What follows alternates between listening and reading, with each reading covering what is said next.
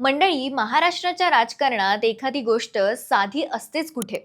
वरवर दिसतं ते एक, पण आत दडलेलं अर्थ मात्र वेगळाच असतो.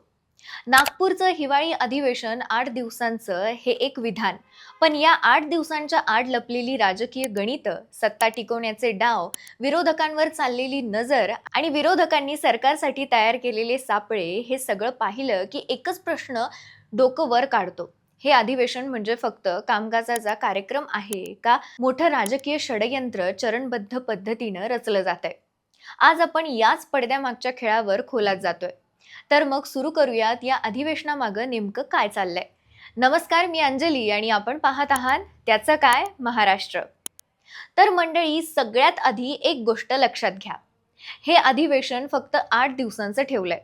आता वरवर बघितलं तर यात काही वेगळं नाही. पण ज्या काळात महायुतीचे तीनही पक्ष एकमेकांवर नगरपंचायत निवडणुकीत चिखलफेक करताना दिसले, तेव्हा अधिवेशन एवढं कमी ठेवण्यामागे सरकारचं मोठं रणनीती तंत्र आहे असं अनेकांना वाटतंय. कारण काल परवाच एकमेकांना भिडलेले सत्ताधारी पक्ष आता एकाच सभागृहात बसणार. त्यांचे मनातील रुसवे-फुगवे समोर येऊ नयेत, विरोधकांना गोळाबेरीज करण्यास अजून मुद्दे मिळू नयेत, म्हणूनच कामकाजाला अल्प कालावधी ठेवणं हे एक योजना असल्याचा संशय व्यक्त केला जातोय.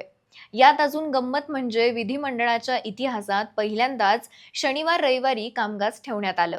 सरकारच्या मते निर्णय कामाच्या गतीसाठी आहे, पण विरोधकांना हा निर्णय सरळ सरळ षडयंत्र वाटतोय.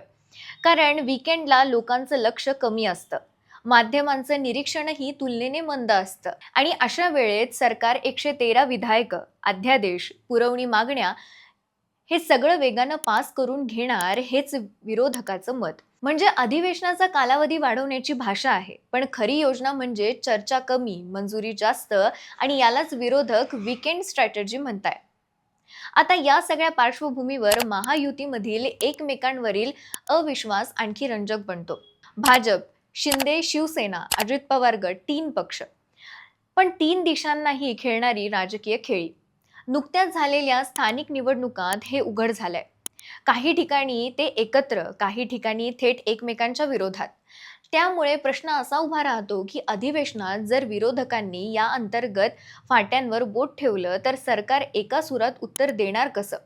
इथेच विरोधकांची पहिली चाल तयार आहे. एकता फक्त सत्ता मिळवण्यासाठी, बाकी सर्व राजकारण बाहेर. यात सगळ्यात मोठं षडयंत्र कुठे दिसतं?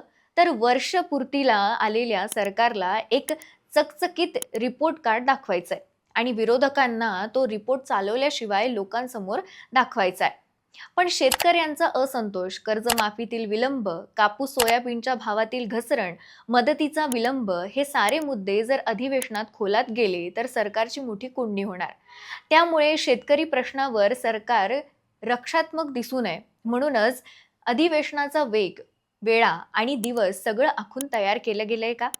हा प्रश्न जनतेत भिडतोय. त्यातच अजित पवारांचे आरोप, संजय शिरसाट प्रकरण, तपोवनातील वृक्षतोड आणि सर्वात जास्त गाजतंय ते म्हणजे पार्थ पवारांच्या अमेडिया कंपनीचं जमीन प्रकरण. विरोधकांचा दावा आहे की या प्रकरणातला धूर एवढा दाट आहे की आग लपवणं जवळपास अशक्य आहे. त्यामुळे अधिवेशनात सरकारला भ्रष्टाचाराच्या मुद्द्यावरूनच बचाव करावा लागेल. विरोधक तर म्हणतायत की प्रकरण चर्चेला येऊ नयेत म्हणून सरकारने वीकेंड अधिवेशन आणलं. कमी दिवस, जास्त काम आणि चर्चा शक्य तितकी कमी. पण ही फक्त एक बाजू. दुसरी बाजू सांगते की सत्ताधाऱ्यांचा मोठा खेळ महापालिका निवडणुकांवर आहे. शहरी मतदार सध्या उदास, गोंधळलेला आणि निर्णय बदलू शकणारा बनला आहे. त्यामुळे अधिवेशनात विरोधकांना मोकळं मैदान मिळू नये, महायुतीतील अंतर्गत तणाव बाहेर यायला नको, सरकारबद्दल नाराजी वाढू नये, या सर्व गोष्टींचं व्यवस्थापन म्हणजेच या संपूर्ण अधिवेशनाचं खऱ्या अर्थानं स्क्रिप्टेड राजकारण आहे, असं विरोधकांचं ठाम मत आहे. सरकारची रणनीती ही तशीच खोल आहे. 8 दिवसांचे अधिवेशन, पण त्यात शासनाला हवं ते सर्व मंजूर करून घेण्याची गती. पुरवणी मागण्या पहिल्याच दिवशी. हे नेहमी होतं का? नाही. पण अचानक एवढी घाई का?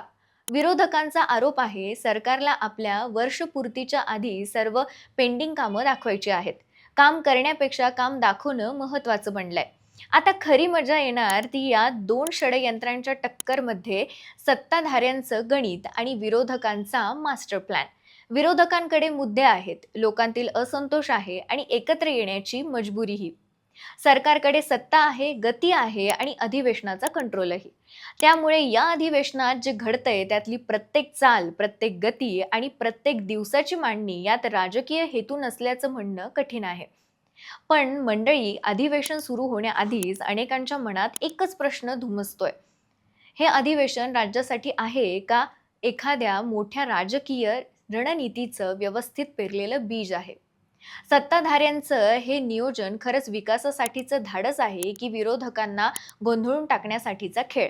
विरोधकांच्या आरोपांमध्ये तथ्य आहे की हेही केवळ आगामी निवडणुकांसाठी आखलेली रणनीती? हे पुढील 8 दिवस ठरवतीलच. पण आता पुढचा प्रश्न, तुम्हाला काय वाटतं? या सर्व घडामोडींमध्ये खरंच एखादं मोठं राजकीय षडयंत्र आकार घेतंय का? कमेंटमध्ये आम्हाला नक्की सांगा. बाकी राजकारणाच्या आखाड्यात आपली नजर कायम असणारच आहे, तेव्हा कुठेही जाऊ नका. सबस्क्राईब करा आणि पाहत रहा त्याचं काय महाराष्ट्र.